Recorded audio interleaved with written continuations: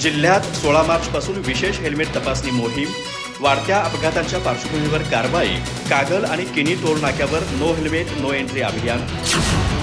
कोल्हापूर जिल्ह्यात वाढत्या रस्ते अपघातांच्या पार्श्वभूमीवर 16 मार्चपासून विशेष हेल्मेट तपासणी मोहीम राबवण्यात येणार आहे। विना हेल्मेट दुचाकी चालवणाऱ्या वाहन चालकांवर दंडात्मक कारवाई करण्यात येणार असल्याची माहिती प्रादेशिक परिवहन अधिकारी संजीव भोर यांनी दिली।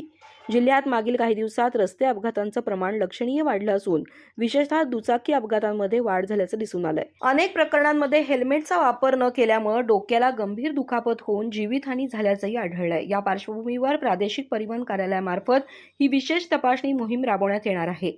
हेल्मेटचा वापर हा केवळ कायदेशीर बंधन नसून स्वतःचा जीव वाचवण्याचा सर्वात प्रभावी उपाय आहे। अपघाताच्या वेळी डोक्याला होणारी गंभीर दुखापत टाळण्यासाठी हेल्मेट योग्य पद्धतीनं म्हणजे पट्टा घट्ट बांधून वापरणं आवश्यक आहे।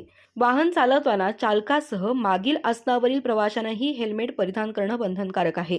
राष्ट्रीय महामार्गावरील सीमा तपासणी नाका तसंच कागल आणि किणी टोल नाक्यावर नो हेल्मेट नो एंट्री अभियान राबवण्यात येत असून विना हेल्मेट दुचाकीस्वारांना महामार्गावर प्रवेश दिला जाणार नाही।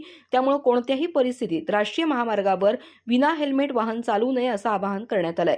हेल्मेट वापरा, जीवन वाचवा हा संदेश सर्वत्र पोहोचवून कायमस्वरूपी सुरक्षिततेसाठी नागरिकांनी हेल्मेटचा वापर करावा असं आवाहन प्रादेशिक परिवहन अधिकारी संजीव भोर यांनी केलंय। अधिक माहिती आणि ताज्या घडामोडींसाठी आजच आमचे चॅनल सबस्क्राइब करा।